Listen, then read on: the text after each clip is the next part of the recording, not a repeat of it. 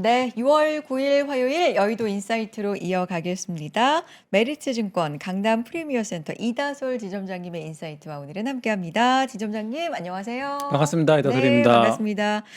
지점장님 오랜만에 또 이렇게 네, 뵙는데, 한 달 네, 됐나요? 네, 네. 네. 제 느낌에는 안색이나 뭐 이런 게 더 좋아지신 것 아, 같은데. 그런가요? 네. 네, 네. 오늘 장일 때 올라서 그런 것 같습니다.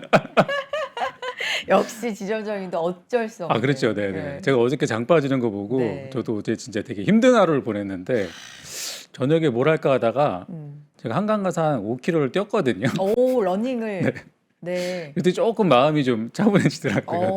네. 그러니까요. 우리 다 그렇게 시장 빠지는 날은 그렇죠. 사실 네. 다 힘들어요. 그렇죠? 그럼요. 네. 네. 근데 오늘 또 이렇게 극적으로 네. 반등을 해주고, 서킷, 사이드카 이걸요. 이렇게 용어를 많이 말할 때가 있었나 싶어요. 저는 처음입니다.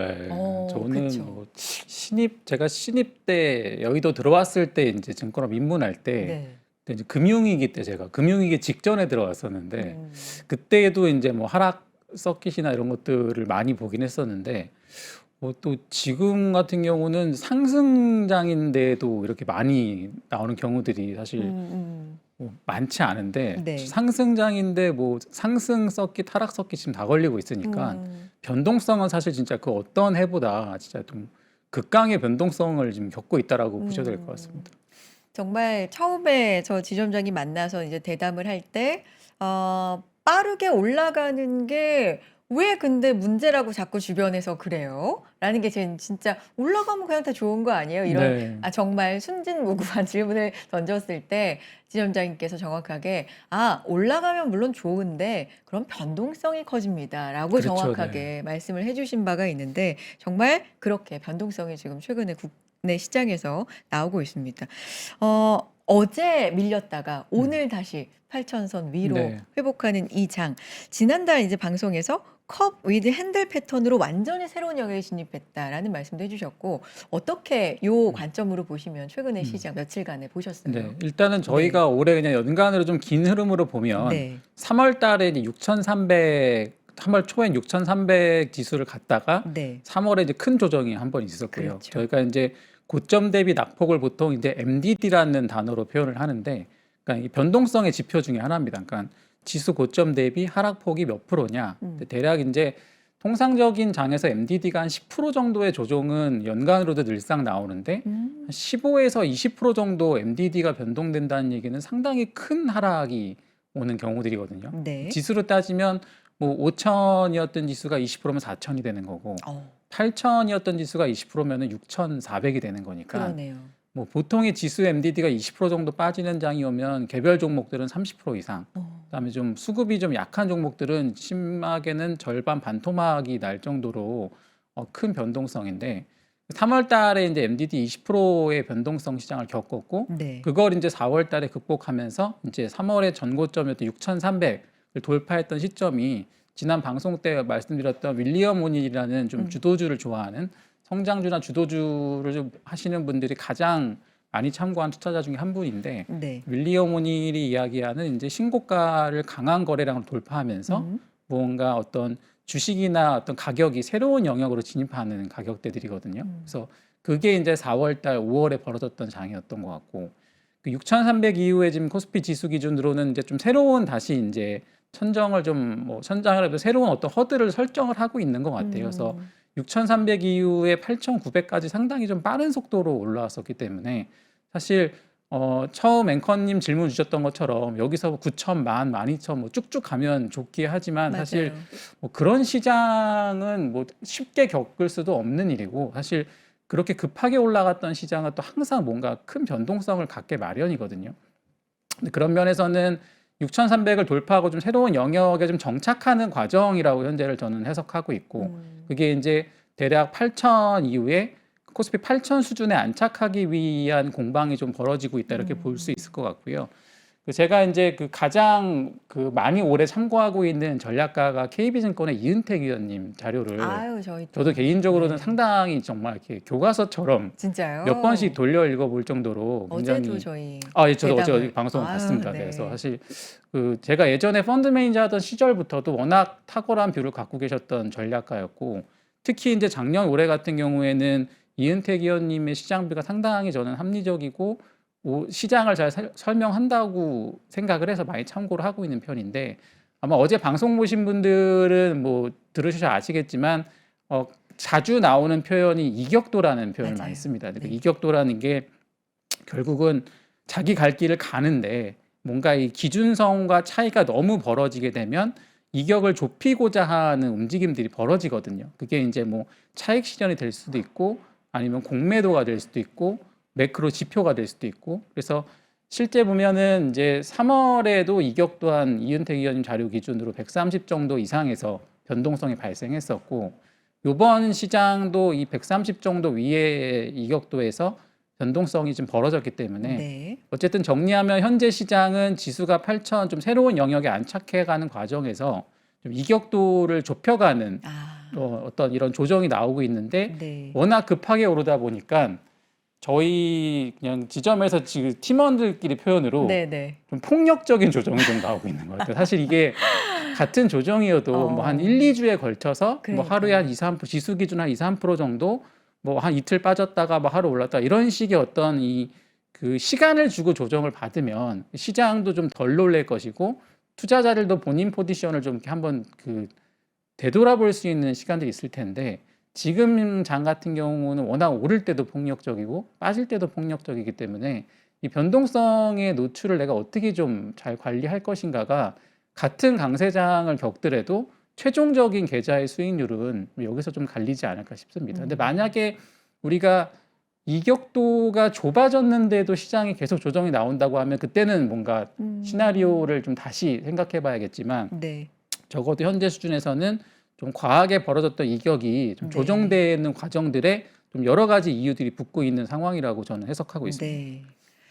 말씀 중에 뭐 폭력적인 급등락. 네네, 정말 맞습니다. 네. 폭력적이라는 왜냐하면 표현이 좀 실제 와닿아요. 예. 그 시세를 보고 있으면은 진짜. 아프거든요. 저도 어제 그 달리기 하러 가면서도 예. 몸이 아파서 나갔다 왔는데 그러니까 이게 아우 세상에. 누가 실제 나를 때리지 않더라도 아마 대부분의 시장 참여자들이 어제 같은 경우는 아프죠. 굉장히 아프셨을 네. 거고 또 사실 오늘 같은 경우도 이제 뭐 마찬가지인데 네. 만약에 그저께와 오늘의 어떤 주식 포지션이나 종목을 갖고 계신 게 동일하다고 하시면 그러니까 어떤 분이 예를 들어 1박 2일 출장을 갔다 와서 한 이틀 계좌를 안 열어보고 돌아오셨으면 그저께랑 뭐 비슷할 비슷하, 뭐 수도. 비슷하네 네. 이러고 하실 텐데 이 이틀을 9시 뭐 8시부터 쭉 이틀 내내 지켜보셨던 분들은 여기서 분명히 내가 평소에 하지 않았던 어떤 매매들이 벌어지게 되거든요. 그러면 어제 뭔가 공포에 질린 사람은 팔았을 수도 있는데 과연 어제 주식을 줄인 투자자가 오늘 기가 막히게 또 아침에 시초가에 들어가서 어제 하락분 계좌를 만회할 수 있을 거냐 생각해 봤을 때 사실 그러기가 현실적으로 어렵거든요. 그러니까 이게 사실 그 빠지는 날도 굉장히 뭔가 몸이 아픈 날이고 그렇죠. 상승하는 날도 사실 이렇게 기분은 좋지만 뭔가 이렇게 몸이 이렇게 막 유연해지는 그런 장은 아닌 것 같습니다. 이래저래. 뻣뻣해지고. 뻣뻣해집니다. 네. 네. 뻣뻣해지면 또 아파오고. 맞습니다. 폭력적이라는 말이 여러 가지로 좀 와닿는 그런 시장인데 근데 어제 이제 지점장님 그런 생각이 들었어요. 아까 이제 조정을 받았던 네. 2월 말 3월 초 말씀을 해 주셨는데 그때 빌미가 됐던 건 전쟁이잖아요. 맞습니다. 네. 네. 그런데 이번에 이렇게 어제 서킷까지 나오면서 조정을 받은 이유는 금리가 오른데 네. 이제 요런 부분이었다 보니까 전쟁 이슈도 물론 그 당시에는 정말 큰일이 날 것 같은 공포긴 하지만 네. 물론 이게 지나고 나서 이런 얘기를 할 수 있는 건지 몰라요. 그쵸, 근데 그쵸. 어쨌든 언젠가는 마무리가 된다. 근데 금리는 생각보다 굉장히 길게 시장에 고통을 줄 수 그럴 수 있는 있죠. 매크로 이슈다라는 게 조금은 그 체감하는 느낌이 달랐던 것 같거든요. 좀 다르게 봐야 될까요? 그러니까 사실 개인적인 체감으로는 네. 저는 3월 달에 전쟁 났을 때가 훨씬 네. 더 당황스러웠던 것 같은데 어. 왜냐하면 결과적으로 뭐 지금 이 6월에 시장이 좀 더 지나봐야겠지만 어제 저점 기준으로 6월 달 MDD는 대략 16.7% 정도가 고점 대비 빠졌었고 그리고 이제 3월 달에는 20% 정도 조정이 있었거든요. 그러면 어쨌든 만약에 오늘 하루 더 빠졌으면 네. 아마 3월 이란 전쟁 벌어졌을 때 정도 수준의 코스피 MDD가 아마 대략 지수 기준으로 7,100 정도를 갔다 왔으면 그런 가격대가 나오는데 어쨌든 MDD의 정도는 3월 조정보다는 어쨌든 지금 좀 덜 빠진 상태에서 반등이 나왔다는 게 좀 오늘까지의 현상이고 그렇죠. 네. 3월 같은 경우는 사실 좀 뭐 더 많이 놀랬던 게 전혀 예상하지 못했던 변수였거든요. 그러니까 불과 2월 말까지만 해도 뭔가 전쟁이 발생해서 시장이 특히 AI 사이클이 흔들릴 거라는 생각은 시장 참여자들이 아무도 하지 못했었고 전쟁 예측은 힘들죠, 네, 진짜. 그리고 심지어 그 네. 당시가 이제 이란과 미국이 협상을 네. 한다고 일반적인 대중들은 알고 있던 상황이었기 때문에 그러니까 어떻게 보면은 좀 그 상황의 좀 놀람 정도로 치면은 3월이 훨씬 더 좀 당황스러우면서 좀 급작스러웠던 것 같고 이제 지금 6월에 벌어지고 있는 이벤트들은 어떻게 보면 시장이 올 초부터 좀 지속적으로 좀 고민하고 있는 이슈들이 이제 트리거가 됐는데 뭐 크게 보면은 4가지 정도 지금 이슈들이 특히 작년이 아니고 지난주 금요일부터 이번 네. 주 월요일 날 벌어졌던 게 첫 번째가 일단 발단은 브로드컴의 실적 발표였습니다. 네. 브로드컴이 실적을 발표했는데 실적은 잘 나왔는데 향후 가이던스를 시장은 더 올려주기를 기대했는데 생각보다 얘네가 EU 가이던스를 안 올리니까 네. 뭔가 좀 뭐 향후 투자가 좀 퀘스천 마크가 있나 물음표가 있나 이런 것들이 있어서 실제 금요일 날 기억하시는 분들 아시겠지만 한국장이 시작하기 전에 브로드컴이 시간 내에서 한 14% 정도 하락한 상태에서 금요일 한국 시장이 열렸었고 그다음에 이제 금요일 날 넘어가고 이제 월요일 되면서는 환율이 그렇죠. 1,550원을 돌파하면서 좀 상당히 공포감이 있었고 이제 말씀 주신 이제 앵커님 지적 주신 금리가 네. 이제 미국의 고용이 생각보다 잘 나오면서 한 10년물 기준으로 4.4 정도 됐던 금리가 한 방에 0.1%가 좀 올라가면서 금리가 또 시장을 흔들었었고 네. 거기에 이제 지금 또 하나 이제 내러티브가 있는 것이 12일 날 스페이스X가 미국 상장하게 그렇죠. 되는데 워낙에 대형 IPO다 보니까 그 스페이스X 상장을 앞두고서 전 세계에 있는 펀드 매니저들이 다 다른 주식을 팔아서 스페이스X를 사기 위한 대기 자금을 만들지 않겠냐. 어떻게 보면 이 4가지 시나리오가 다 하루에 맞물렸던 게 이제 월요일에 시장이었죠. 기가 막혀요. 그렇죠. 딱 네. 맞아. 어떻게 맞습니다. 이렇게 네. 다 맞물리나요? 네. 네. 어쨌든 그런 측면에서 네. 이제 결국은 이번 조정을 우리가 좀 돌이켜 보려면 네. 그럼 요 조정의 빌미가 됐던 4가지들에 대해서 어쨌든 각자의 결론은 가지고서 시장을 대응해야 될 것 그렇죠. 같거든요. 그런 측면에서 첫 번째 브로드컴 실적 발표 같은 경우는 사실 이번 사이클에서 브로드컴이 물론 그 AI 캐펙스 사이클에서 상당히 선두에 있는 기업군이긴 하지만 이제 지난 엔비디아 실적 발표 때 엔비디아에서 브로드컴한테만 주던 어떤 물량들을 좀 이원화하겠다는 메시지를 계속 주고 있었거든요. 그런 측면에서 그러니까 브로드컴이 가이던스를 상향하지 못한 게 전체 AI 캐펙스가 늘지 못한다라고 시장이 확답을 하면 그러면 사실 좀 고민해 보는 게 맞는 네, 것 같아요. 네. 근데 다만 이제 적어도 저희가 여태까지 체크했던 팩트에서는 엔비디아가 최종적으로 내고 있는 발주는 브로드컴과 브로드컴 외의 벤더를 합산한 캐펙스들이고 그러니까 예를 들면 HBM4로 따지면 뭐 가정이지만 마이크론한테 주던 HBM 물량을 줄인다고 해서 전체 물량을 줄이는 거냐를 봤을 때는 결국 메모리 3사한테 주는 전체의 물량을 봐야 되는 거거든요.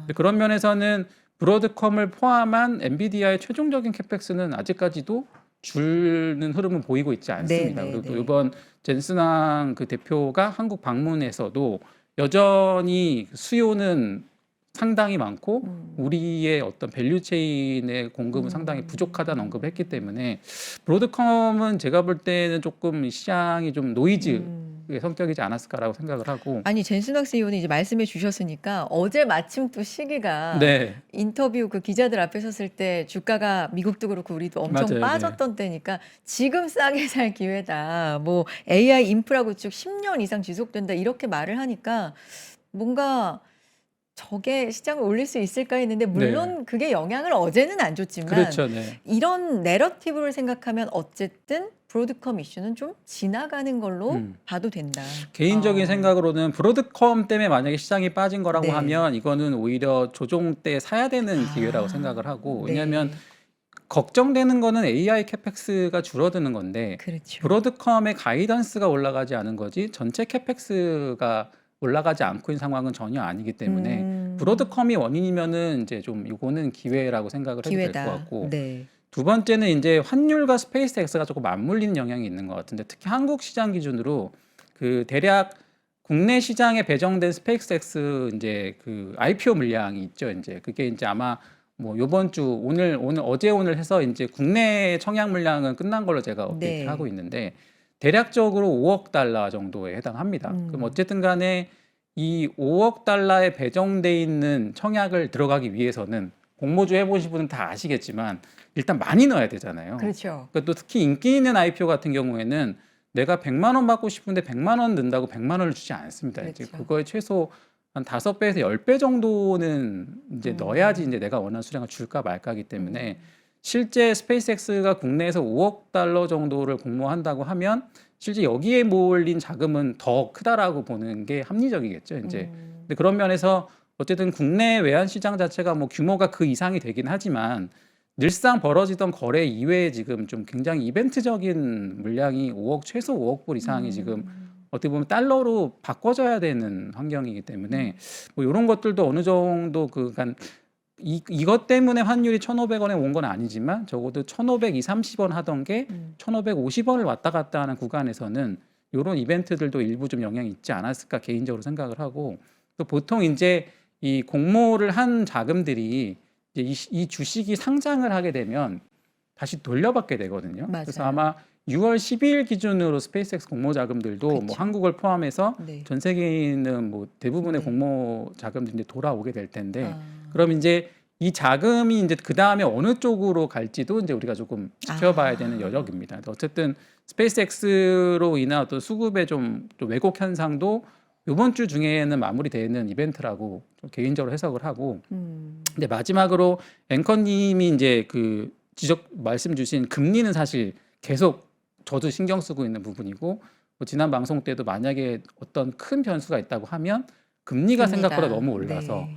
돈을 못 빌려서 캐펙스가 중단되거나 이제 좀 음. 줄어들게 되면 정말 그때부터는 이제 수요의 어떤 위축을 고민해야 되는 영역이거든요. 네. 그런 면에서 계속 이 시장은 10년물 기준으로 4.5% 정도의 금리 레벨이 유지가 될 건지 빠질지를 되게 민감하게 네. 보고 있는 것 같고 또 이제 최근 자료 기준으로는 과거 이제 10년 동안 미국 10년물이 가장 높았던 게 5.2에서 5.3 정도가 되게 되는데, 그러니까 이 수치를 만약에 이제 시장 금리가 먼저 네. 넘어가게 되면 네. 결국은 이제 연준 위원들도 이제 못 버티고 실제 금리 인상에 들어가지 않겠냐 이런 노이즈들은 여전히 경계를 해야 되는 것 같고 다만 이제 이거는 현재 기준에서는 그냥 트럼프의 입과 이란과의 협상 결과에 따라서 정확히 연동되고 있는 것 같아요. 그러니까 뭔가 그 분쟁이 길어지면 유가가 튀고 금리가 튀고 거기서 이제 트럼프의 타코 메시지가 나오고 다시 유가가 빠지고 반복적으로. 네, 금리가 네. 빠지고 그러니까 계속 지금 금리는 한 4.4에서 4.6 사이를 그쵸. 계속 왔다 갔다. 네. 유가도 한 89불에서 95불을 계속 왔다 갔다 하고 있고 아마 이제 오늘 시장이 이제 미국도 그렇고 한국 기준으로 또 반등했던 계기가 결국 다시 이제 이란과 이스라엘의 화해 메시지가 좀 나오면서 금리는 이제 4.5 밑으로 조금 내려가려는 신용을 했고 이제 유가는 이제 90불 초반 아까 제가 들어오기 전에는 시간에서 한 89불 정도에서 네. 거래가 됐었는데 그래서 결국 이런 기대감도 있죠. 지금 미국 월드컵을 앞두고서 뭔가 트럼프가 전쟁을 끝낼 해결하고 것이다. 싶어 하지 않겠냐. 그러니까 그런 것들이 이제 어찌됐건 금리 상황은 가장 우리 노이즈 중에서는 민감하게 봐야 되지만 해결의 어떤 실마리는 아직까지는 갖고 있다. 근데 만약에 금리도 이런 상황이 되면 진짜 조금 고민을 다시 해보긴 할 것 같은 게 전쟁이 끝났는데 그러니까 지금 시장의 컨센서스는 미국 10년물 기준의 이 전쟁의 효과가 어느 정도 녹아있다라고 보기 때문에 일단 전쟁이 정말 끝난다. 그다음에 정말 휴전이 아니라 종전이 되게 되면 그러면 10년물 기준으로 레벨은 떨어질 거라고 대부분들 기대를 하는 것 같거든요. 그리고 그게 레벨이 떨어지고 유가가 안정화되면 그래도 하반기에 연준이 최소 금리는 인상하지 않고 어느 동결 시점에는 정도. 원래 기대했던 대로 뭐 동결 내지는 인하를 할 수도 있지 않겠나라는 네. 기대감이 아직까지는 시장에 남아있기 때문에 미국도 그렇고 한국도 지금 지수 레벨에서 버티고 있는 것 같은데 진짜 이제 전쟁이 끝났는데 뭐 한 4% 초반 내지는 뭐 3점 후반까지 빠졌다가 전쟁이 끝났는데도 금리가 다시 올라간다. 아마 그러면 진짜 그때는 조금 더 우리가 지금 어떤 느끼는 변동폭보다 조금 더 강한 강도의 변동이 좀 있을 수도 있지 않을까. 다만 이제 아직까지는 종전에 대한 기대감이 남아있는 환경에서는 금리도 조금 더 지켜볼 여지는 있다는 게 제 개인적인 결론입니다. 그래도 기대감이 좀 남아 있다. 그렇죠, 네. 지금 말씀 중에 이제 스페이스X, 환율 뭐 이런 측면을 지금 연결지어서 말씀해 주셨는데 외국인이 네, 계속 우리 시장에서 맞습니다. 특히 네, 코스피 시장에서 이제 팔고 있거든요.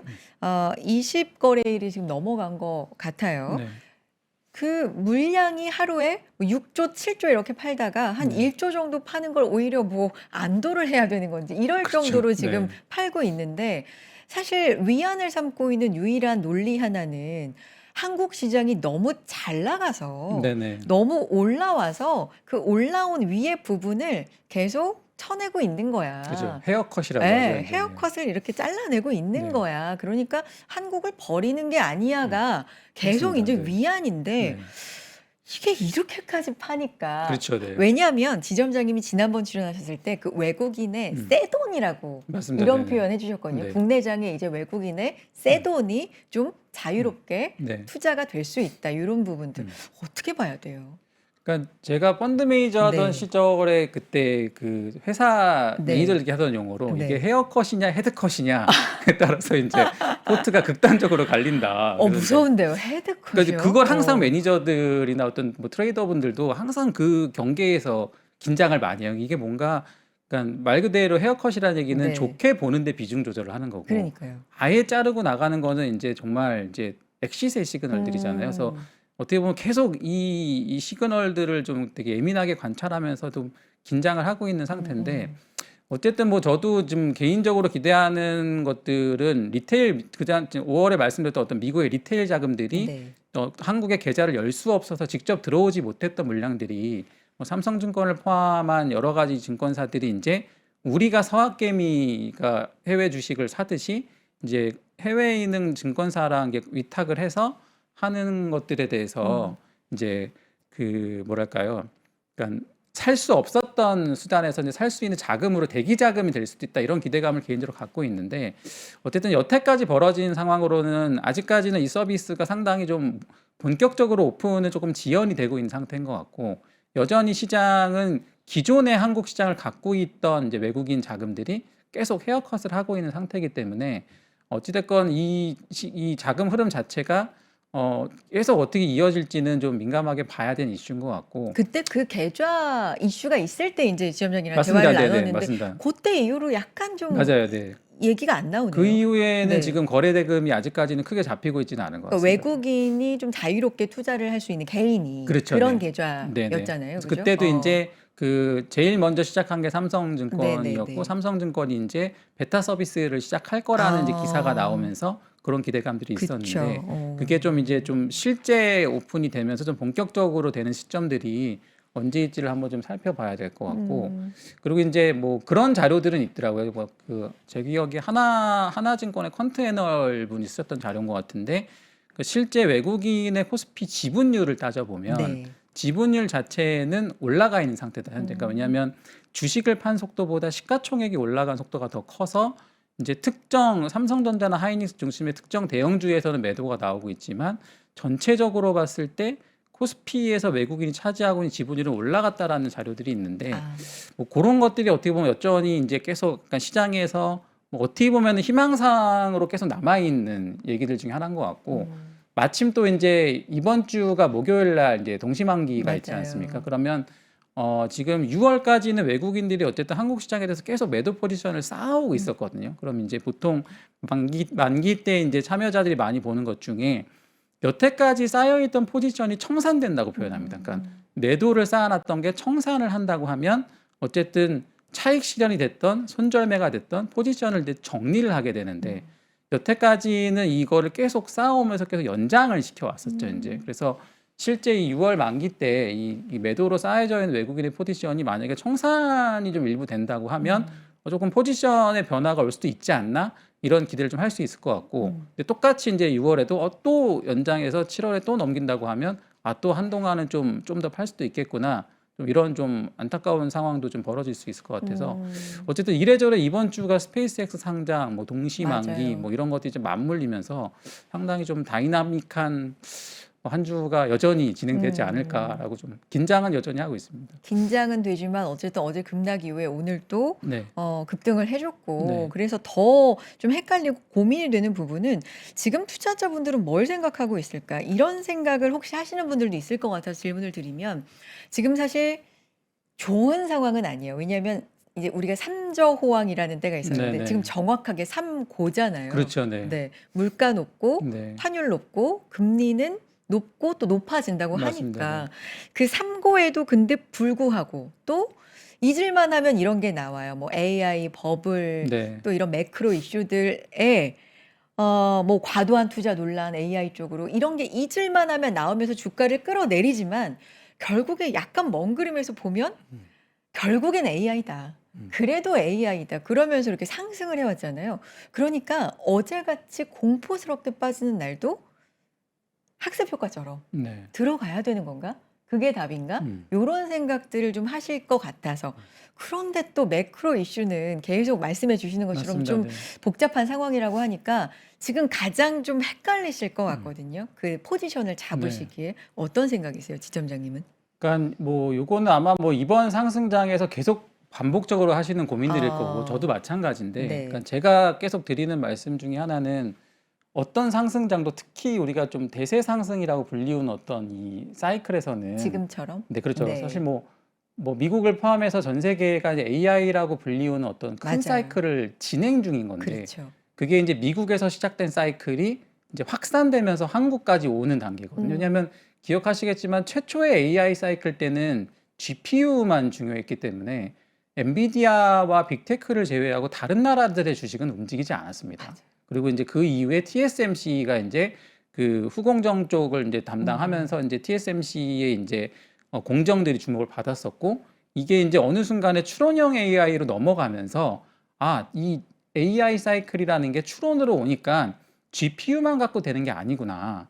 디레임이라는 게 상당히 많이 필요하구나라고 하면서 한국 특히 이제 하이닉스나 삼성전자를 중심으로 한국의 반도체가 주목을 받았던 거는 어떻게 보면 AI의 초기 사이클이 아니라 GPU 이후의 추론 사이클부터거든요. 그러니까 그런 면에서 현재 이제 우리나라를 포함한 전 세계 증시는 여전히 AI라는 어떤 이 큰 사이클이 진행 중이라고 보여지는데 결국 우리가 이거를 이제 시대 정신이라고 보통 표현을 합니다. 시대 정신. 오, 이번 사이클을 정의하는 시대 정신이 무엇이냐. 네네. 그리고 이제 그 보통 사이클이 시대 정신이 끝나면 시세가 마무리되는 거죠.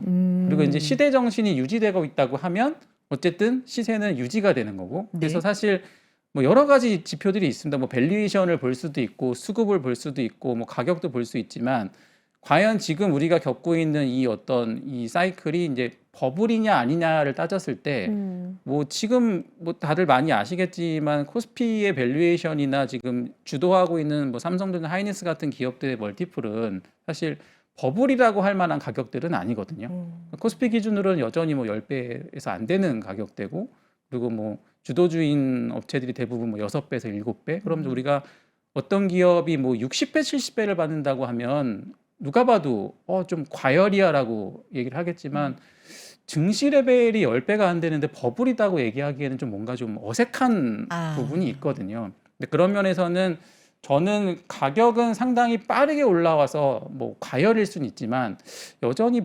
버블이냐는 부분에서는 버블이면 과연 이 정도 레벨일까라는 의구심은 있습니다, 개인적으로는. 그리고 또 하나가 이제 시대 정신이라는 부분에서 지금 장세를 할 때 이제 애널리스트 특히 전략가분들이 많이 이제 연구하시는 때가 닷컴 버블, 그러니까 80년대 후반에 3조 호황이랑 90년대 후반에 닷컴 버블이랑 네. 그다음에 2000년대 중반에 있었던 브릭스 사이클을 아, 보면 크게 많이들 분석을 하시는데 네. 이 세 가지의 공통점은 어쨌든 한국 증시가 상당히 글로벌 증시 대비 아웃퍼폼을 하고 그다음에 지수가 뭐 레벨업했던 구간들이거든요. 음, 근데 그 중에서 이제 각각의 이제 키워드들을 보면 이제 80년대 후반에는 삼조 호황이라는 어떤 헤게모니에서 그 해외에 있는 선진국 업체들이 무언가를 만들 때 네. 한국이 싼 인건비와 싼 어떤 그 제조업 기술을 가지고서 납품을 많이 했던 그쵸. 사이클이고 닷컴 버블은 정보통신혁명이 벌어지면서 이제 인터넷 인프라가 깔렸던 시절에 시대 정신이 있었고 브릭스 때는 이제 그 전 세계 공급망이 이제 미국과 유럽은 소비를 하고 이제 중국을 중국. 포함한 이머징 국가가 제조업을 하면서 그렇죠. 아. 전형적인 캐펙스 사이클이었습니다. 이제. 네. 그러니까 캐펙스 사이클이라는 게 무언가 생산 설비를 짓는 사이클이죠. 왜냐하면 아. 미국과 혹은 뭐 유럽이나 다른 선진국이 만들던 공장들을 다 인건비가 싼 브릭스 국가들, 특히 중국으로 넘어가면서 중국이 계속 공장을 증설하는 사이클이었죠. 그래서 그 당시 캐펙스 사이클에서 가장 부족했던 원자재는 철광석이었어요. 네. 철광석이었고 철근이었고 크루드 오일이었고, 그래서 그때 기억하시는 투자자들은 돌이켜 보시면 브릭스 때 가장 시장에서 히트했던 증시는 브라질 증시였거든요. 왜냐하면 그때는 커머디티가 중요했었기 때문에 원자재. 철광석과 원유를 많이 수출할 수 있으니까 중국 쪽으로 많이 수출하는 나라의 증시가 대장주였죠. 이제 그런 것들이 이제 이 캐펙스의 시대가 종료가 되면서 이제 좀 파열음이 생겼고, 그게 이제 결국은 뭐 리만 브라더스까지 이어졌었는데, 뭐 그런 면에서는 지금도 사실 어떻게 보면 캐펙스 사이클에 해당한다고 저는 개인적으로 생각을 하고요. 시대 정신이. 네, 시대 정신은 AI로 무언가를 하기 위한 건데, 현상적으로는 데이터 센터라는 캐펙스를 통해서 지금 이게 나타나고 있고, 그러면 브릭스 때의 캐펙스는 철광석과 원유라고 한다고 하면 지금 AI 캐펙스의 핵심은 뭐냐고 하면 결국은 칩인 거죠. 지금 그게 GPU인 거고 뭐 메모리인 거고, 최근에는 CPU로 번지고 있고, 그러면서 거기에 들어가는 전력들이 뭐 필요한 것들이고, 그래서 결과적으로 무언가를 짓는 데 필요한 것들을 만드는 어떤 업체들 혹은 무언가를 짓는 데 필요한 것들을 만드는 국가는 상대적으로 지금 아웃퍼폼을 하고 있는 거고, 네. 그렇지 않은 것들은 지금 소외되고 있는 국면입니다. 네, 그런 면에서 우리가 이번 어떤 사이클을 AI 캐펙스라는 시대 정신으로 네. 정의한다고 했을 때, 아까 우리가 처음 고민했던 브로드컴이 가이던스가 좀 상향이 안 된다. 기대해 그러면 보셨다. AI 캐펙스가 좀 둔화되나? 네. 만약에 정말 둔화된다고 하면 이거는 시대 정신이 훼손이 되는 거기 때문에 상당히 좀 치열하게 고민을 해야 되는 부분들인데, 브로드컴은 조금 둔화되는 것 같지만 다른 업체들 다 합쳐보니까 아직까지는 캐펙스 사이클에 문제는 없는 것 같아라고 우리가 결론 내린다고 하면, 네. 적어도 이제 어떤 가격적인 면을 떠나서 시대 정신은 아직까지는 살아있는 것 같다라고 판단을 할 수 있다는 거죠. 그런 면에서는 오히려 지금 같이 좀 이 상승과 하락이 좀 네. 폭력적일 때, 그러니까 네, 약간 뭐 폭력적인 표현, 그러니까 변동성이 너무 큰 구간에서는 아니에요. 폭력적이라는 말도 맞아요. 네, 그 오히려 조금 네. 더 좀 단순하게 시장을 우리가 좀 네. 접근해 보는 게 좀 판단하기가 좀 편하다고 생각하고 있고, 그런 면에서는 제 기준에서는 아직까지는 이번 사이클의 시대 정신은 훼손되지 않은 것 같다는 게 뭐 저의 개인적인 결론입니다. 지점장님께서 이 과거의 상승 사이클과 뭐 시대 정신 이런 말씀을 네. 해주시니까 뭔가 주식과 인문학이 만난 느낌이에요, 지금. 네. 뭔가 그런 느낌을 네. 받았는데, 정리해 보면 지금 시대 정신은 세계를 AI화 시키는 그렇죠. 지금 중요한 국면에서 어쨌든 그 AI화가 되려면 설비 투자라는 게 맞습니다. 필요한데, 그 설비 투자의 핵심이 되는 건 칩인데, 네. 그렇게 된다면 이 캐펙스 투자가 줄어든다면 정말 치열하게 고민해 봐야 되지만, 최근에 브로드컴 하나를 가지고 그거를 속단하기에는 굉장히 네. 이르고 시대 정신이 훼손됐다고 하기에도 이르다. 네. 네. 브로드컴 갖고 훼손된 거는 아닌 것 같습니다. 그러니까요. 라는 말씀이니까 지난번에 반도체 AI 주도주에 집중하라라고 5월에 이제 강조해 주셨던 그런 의견에도 그런 변함이 없다라고 받아들여도 될까요? 그렇죠. 네. 그다음에 또 이제 뭔가 이제 네. 제가 시장을 관찰하는 사람 입장에서, 네. 그러니까 작년에서 올해 넘어오면서 조금 좀 보이는 특징적인 것들은, 그러니까 이게 어쨌든 지수 자체가 2,400에서 시작했던 지수가 뭐 최소 3배 이상 올라 있는 상태이기 때문에 네. 지금이 뭐 누가 봐도 뭐 사이클의 초입이다, 뭐 너무너무 싸다, 뭐 이렇게 얘기하기는 굉장히 어색한 구간이긴 하거든요. 근데 이제 실제 이 사이클이 진행될 때, 특히 이제 올해 이번 같이 최소한 2년 이상 지속되는 어떤 긴 사이클의 특징들을 보면 이제 좀 그런 것들은 있는 것 같습니다. 그러니까 점점 이 주도주의 후보군들이 이렇게 좀 줄어드는 구간들이 오거든요. 네네. 그러니까 이제 어떻게 보면 그 전에는 사이클의 초반에는 여러 가지 후보군들이 등장해서 나도 주도주예요, 나도 주도주 하면서 서로 주도주 경쟁을 하다가 맞아요. 어느 순간에 이제 주도주가 좀 압축되는 구간으로 가는데 음. 그런 면에서는 지금은 주도주가 좀 상당히 압축돼 가고 있는 거는 맞는 것 같고요. 음. 특히 이제 작년 같은 경우에는 이제 반도체도 물론 많이 올랐지만 뭐 조선이라든가 조방원이라고 했었죠. 조선, 방산, 원자력, 그다음에 뭐 지주사들, 뭐 증권사들, 또 최근에 있었던 뭐 우주 섹터나 이런 것들이 그러니까 좀 물론 이 반도체가 제일 뭐 수익률이 좋았지만 그래도 어느 정도 키를 맞추는 맞아요. 산업들이 존재했었거든요. 음. 근데 그런 면에서 이 3월이랑 이 6월의 조정을 거치면서 이 좀 뭔가 다른 기존의 다른 주도주 후보군들의 주가 회복력이 좀 떨어지고 있는 거는 뭐 누구나 지금 느끼고 음. 있는 팩트인 것 같아요. 뭐 그러니까 전력기기라든지. 맞습니다. 뭐 네. 지금 약간 그냥 저희가 기술적 분석이나 차트상으로 네. 봤을 때는 현재 지금 그래도 뭔가 지금 주도주적인 포지션에 있는 거는 이제 반도체랑 전력기기랑 로봇, 피지컬 AI 정도들은 그래도 그러니까 네. 여기서 이제 그 레벨이라는 게 그러니까 장이 빠졌다가 올라왔을 때 음. 그러니까 이 어쨌든 차트상으로 계속 시세가 우상향하는 그림들을 보인다는 게 그러니까 요번 조정의 저점이 지난번 고점보다 위에서 조정을 받고 있으면 저희가 이제 적어도 기술적 분석 관점에서는 그래도 레벨업된 구간에서 놀고 있다라고 표현을 해요. 네. 아. 근데 이제 예를 들어 증시 조정이 왔는데 어떤 특정 섹터나 종목의 이 하락이 지난번 고점보다 좀 상당히 많이 이탈해서 회복이 더디면 약간 이 섹터의 어떤 상승 탄력은 좀 둔화됐나 이렇게 의심을 하게 되거든요. 네네. 그런 면에서는 어쨌든 요번에 장이 좀 빠졌다가 지금 반등을 하루 했는데 그 회복 기준으로 봤을 때는 그래도 뭐 반도체나 뭐 전력기기 섹터나 뭐 피지컬 AI 이런 쪽들은 그래도 좀 새롭게 좀 레벨업한 영역에서 좀 아직까지는 놀고 있는 섹터들인 것 같고 이제 뭐 작년에 이제 우리가 봤던 다른 주도주 후보군들은 좀 약간 그런 면에서는 좀 이렇게 에너지가 조금 떨어지고 있는 것 같아서 음.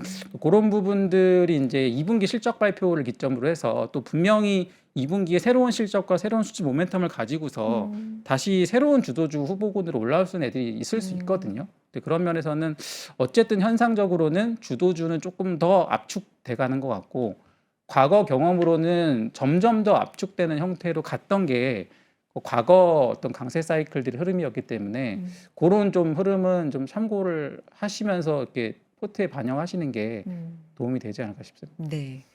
시간이 좀 마무리돼 가는데 제가 아까 말씀드린 전력기기는 약간 이제 주도주 역할이었다가 최근에 조정을 좀 그래도 많이 그쵸. 받았는데 세게 반등을 좀 못하는 음. 느낌으로 질문을 드린 네. 거였는데 여전히 그래도 주도주에 묶여 있다 네. 보시는 왜냐하면은 거네요. 제가 뭐 쭉 매일 인제 어떤 네. 특정 어떤 섹터들 종목들의 어. 인제 뭐 차트나 기술적 차트를 이제 돌려보는데 네. 그런 면에서 인제 그 전력기기의 좀 대장이라고 하는 종목들은 그러니까 4-5 월 달에 상승폭이 워낙 컸기 맞아요. 때문에 5-6 월 달에 낙폭도 크긴 하지만 음.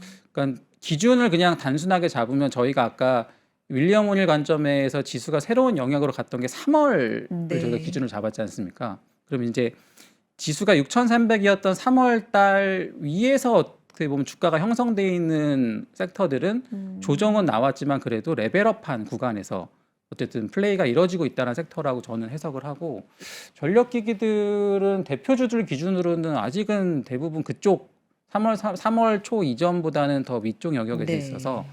좀 낙폭이 좀 크긴 하지만 좀 어떻게 보면 이 주봉이나 월봉처럼 조금 시기를 넓혀 보면 그래도 아직까지는 주도주에서 탈락한 것 같지는 않습니다. 네. 개인적인 판단입니다. 네네.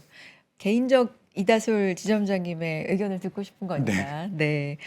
그 어제 급락, 오늘 하루 이제 반등을 했다. 이제 하루라는 표현을 이제 써 주셔서 네. 사실 이번 주도 그렇고 다음 주 뭐 사실 이번 주가 좀 중요할 것 같긴 해요. 네. CPI도 발표가 그쵸. 네. 되기도 하고 뭐 스페이스X도 있고 해서 네. 다음 주까지 요게 이어진다면 어쨌든 한 1-2 주가 좀 중요한 일정들이 많아서 만약에 또 변동성이 나온다면이라고 가정을 하겠습니다. 왜냐하면 이게 근데 가정이 현실이 될 것 같은 게 워낙에 우리가 오래 변동성을 많이 맞습니다. 겪고 네. 있어서 요 변동성이 또 나온다면 어떤 마음가짐이나 어떤 액션이 좀 유효할까요? 도움이 될까요? 그러니까 아마 제가 대기하면서 앞에 그 두 분께서 그 대담하시는 걸 클로징 제가 벨 봤었는데 라이브. 클로징 라이브 네네. 재밌게 들었는데 저도 네. 그런 얘기를 하시더라고요. 네. 가만히 있으면 중간은 간다. 근데 어떻게 보면 네. 그 변동성이 큰 장에서 어떻게 보면 가장 저희들도 일하면서 하려고 하는 것들이 그러니까 최초의 판단과 시세를 보고 바뀌는 판단이 있거든요. 그러니까 예를 들어서 우리가 뭐 이번 사이클은 AI 사이클이야라고 얘기를 해도 막상 하루에 막 십몇 프로씩 빠지는 걸 보면 막 마음이 흔들립니다. 그렇죠. 그럼 뭐 진짜 팔고 싶고 뭐 손도 나가려고 하고 그랬을 때 그러니까 이 지금 구간에서 너무 잦은 매매와 잦은 포지션의 변경은 지나고 보면은 내가 잘 가고 있던 길에서 좀 어색한 산길에 고립되어 있는 경우들이 많거든요. 그러니까 약간 안개가 끼고 눈이 좀 앞에 안 보이지만 지금 내가 최초에 알고 가던 길이 어떻게 보면은 바른 루트인데 여기서 여러 가지 변동성이 생기면서 순간순간 판단이 이제 바뀌게 되죠. 또 그런 면에서 지금 변동성이 큰 장을 버티는 가장 큰 거는 그러니까 단순히 그냥 시세 자체를 보면서 어떤 내 마음은 당연히 흔들릴 수밖에 없지만 처음에 내가 최초에 샀던 이 포트폴리오의 투자 의견이 훼손된 날을 점검해 보는 게 필요할 것 같고 네. 설령 만약에 매매를 하신다고 해도 철저하게 이제 빠질 때 사고 그러니까 오를 때 좀 줄이는 매매를 해야지. 아. 그러니까 이게 장이 올라가는 추세장에서는 보통 신고가에 따라 사라라고 말씀들을 많이 하는데 네. 사실 장이 우상향할 때는 그 추세 매매가 사실 가장 정석적인 플레이거든요. 근데 네. 장이 이게 출렁출렁할 때 추세 매매를 해버리면 지나고 보면은 계좌는 일주일 전과 똑같은데 내 계좌, 그러니까 지수는 똑같은데 내 계좌만 혼자 막 마이너스 2, 30%씩, 그러니까 저희끼리 표현을 녹는다라는 표현을 하죠. 그렇죠. 그러니까 그러면 이제 약간 진짜 좀 강한 현타가 오게 되거든요. 네. 그런 면에서 변동성 장을 견디는 어떻게 보면 좀 가장 큰 키워드는 그러니까 어떤 시세 자체보다 내가 생각했던 최초의 투자 판단을 좀 다시 점검해 보는 게 중요할 것 같고 그리고 이제 만약에 내가 뭔가를 하더라도 참 이 적어도 포트폴리오의 우선순위는 정리가 돼 있어요. 그러니까 내가 자를 때 1번으로 자를 종목, 아. 그다음에 장이 빠지더라도 최후까지 내가 들고 갈 가장 자신 있는 종목군들을 이제 구분을 해서 어떻게 보면 같은 비중을 가져가되 자신 없는 걸 팔아서 내가 가장 자신 있는 걸로 채워야 반등할 때 계좌가 같이 올라오거든요. 그렇군요. 네. 근데 이제 보통은 가장 자신 있는 게 수익이 많이 나 있기 네. 때문에 자신 있는 걸 팔아서 자신 없는 것들을 냅두는 매매들이 많아지게 되는데 그런 것들이 어떻게 보면 가장 우리가 좀 변동성장에서 조심해야 될 어떤 매매지 않을까. 그래서 오히려 결과적으로 이런 장에서는 매매의 횟수를 줄이는 것 자체가 계좌 관리에 도움되는 경우들이 있어서 뭐 그런 것도 한번 운용에 좀 참고해 보시면 좋을 것 같습니다. 너무 변동성이 클 때 잦은 매매를 좀 안 하는 것도 네네. 지양하는 네. 것도 좀 필요할 것 같다. 그러니까 최초에 내가 이 종목을 살 때 왜 투자 판단을 했는지 뭐 그런 부분을 한번 점검해 보고 포트폴리오 우선순위를 한번 점검해 보는 게 중요하다라는 네. 말씀 기억해 두겠고요. 장이 흔들릴 때 흔들리는 게 내 마음인지 그렇죠. 네, 찐 펀더멘탈인지 네. 이런 걸 좀 구별해야 된다라는 말씀으로 듣겠습니다. 지점장님 오늘 말씀 진짜 감사드리고 좀 자주 뵀으면 좋겠어요. 네, 네. 열심히 하겠습니다. 알겠습니다. 메리츠증권 강남 프리미어센터 이다솔 지점장님의 오늘 인사이트 함께했습니다. 고맙습니다. 감사합니다.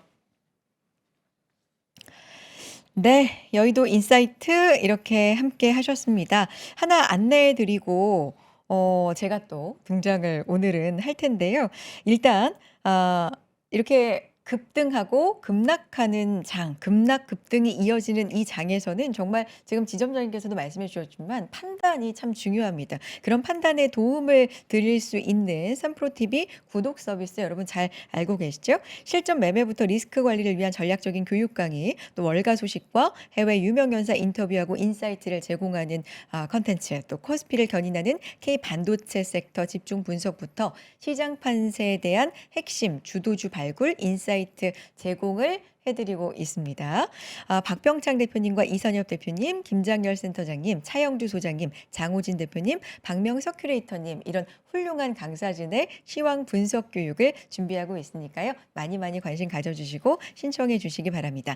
저희 이어지는 순서에서는요. 오늘 특별히 다이와증권의 변정규 FICC 본부장을 모셔서 최근에 시장에서 핫한 화두가 되고 있는 우리 달러원 환율에 대한 이야기를 좀 나눠보고자 하거든요. 제가 계속해서 대담 이어가니까 많이 많이 함께 해 주시기 바랍니다. 잠시 후 뵙겠습니다. 여러분 고맙습니다.